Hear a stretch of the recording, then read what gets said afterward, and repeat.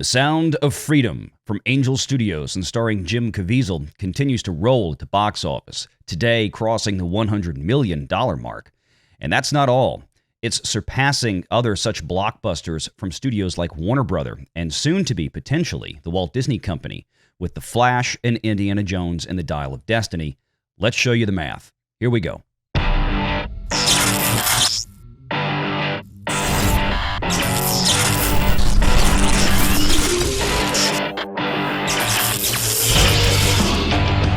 RENEGADE Online.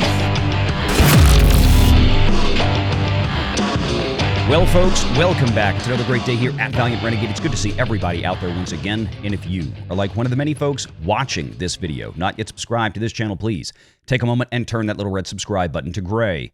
Hit that like button, hit that notification bell, share this sucker out on the social medias, and of course, please do leave a comment before you head out the door today. Now, the numbers on the screen are only updated through Tuesday, July 18th, so rest assured this movie is already crossing that mark.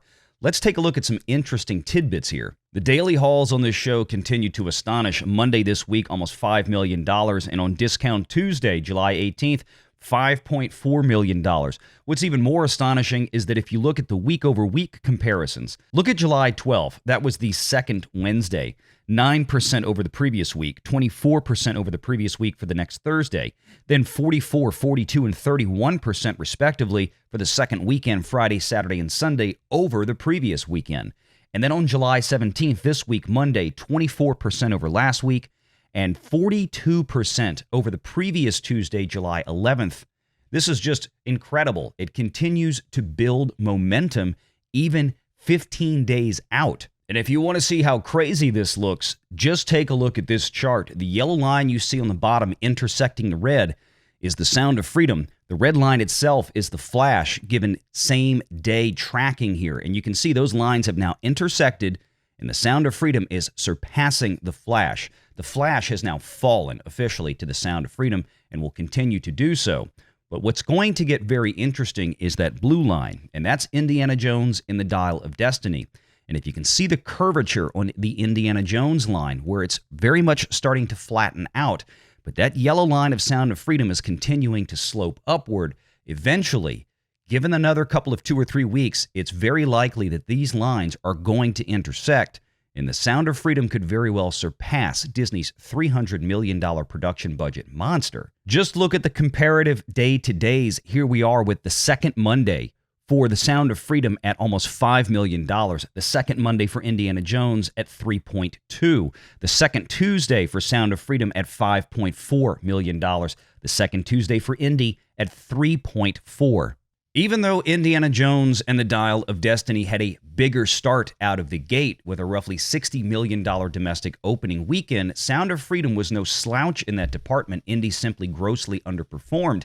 And the tracking since then has Indy on a sharp decline, while the Sound of Freedom continues to grow. Now, through the same Tuesday, July 18th from this week, Indiana Jones' domestic box office stands at about $149 million. There's not a whole lot left in the tank at this point. Most folks out there now seem to be falling in line with what I've been saying here for about a week or two, and that is that this movie is going to finish up probably somewhere in the vicinity of $350 million. Now, of course, the one thing Indiana Jones has going for it is that it has an international box office, where the Sound of Freedom has no international box office. Certainly, Sound of Freedom is unlikely to defeat Indiana Jones's total global run, but if we compare domestic to domestic, those numbers are still fairly far apart, but the trajectory of the performance of each film is strikingly different right now. So this is why I say, given another 2 or 3 weeks, this could be a very, very different story. Now, it's not guaranteed, of course, at this point that the Sound of Freedom could take down Indiana Jones, but it's seeming increasingly likely each and every day. And what's more stunning, of course, is that while each and every weekend brings new competition for some of these big blockbusters out there, they don't seem to be having much of any impact on Sound of Freedom.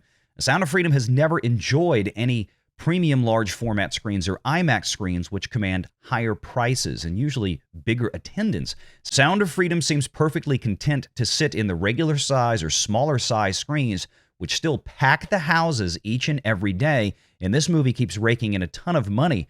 And remember, this film only cost about 1/20th of Indiana Jones and the Dial of Destiny. In other words, you could have made 20 Sound of Freedom movies for the same price the Walt Disney Company spent to make Indiana Jones and the Dial of Destiny, which, as we've covered at length, is one heck of a bomb for Disney and Lucasfilm. And looking at that daily chart for Tuesday this week, Mission Impossible, of course, still in the top spot with a very good hold at $7.2 million. That's even a little bit more than they made last week on Tuesday when it premiered with those Tuesday previews. Sound of Freedom still hanging into second place at $5.4 million, and Indiana Jones at $2.2 million. And look at the days in release. Indiana Jones and the Sound of Freedom were only released 4 days apart. Sound of Freedom is only 4 days younger than Indiana Jones, and yet look at the variance in the daily take. Look at the per theater average. The Sound of Freedom is only about $12 behind the per theater average of Mission Impossible, which is enjoying still, as of Tuesday, a lot of premium large format screens with higher prices. But look at Indiana Jones down at $576 per screen, and it's only 4 days older than Sound of Freedom, which pulled in almost $1,670 per screen. As I've stated before, it's an amazing film that everybody really should go check out. It's a wonderful story based on real-life events of heroism on the part of Jim Caviezel's character. And the word-of-mouth marketing campaign on this film has been something spectacular with Angel Studios and the Pay It Forward program. As always, we'll leave a link to the Angel Studios Pay It Forward program in the video description below. But tell me what you think. This movie has now taken down a nearly $300 million production budget from DC Studios, The Flash, and it looks like it's on pace, perhaps, in the next few weeks to take out Indiana Jones and the Dial of Destiny as well. Not to mention all the other big movies that it's probably beaten so far this year. We'll go back and do some research on that one for you in a future video. But let me know your thoughts in the comments below. Have you seen the movie? What did you think of it? Where do you think the final box office run of this film could wind up? Because honestly, at this point, I can't tell. It continues to astonish me each and every single day. I think $150 million is a foregone conclusion, but how much more beyond that could it possibly go? Now, certainly with more releases coming out, that's going to force this off of more and more screens as new movies are going to take command.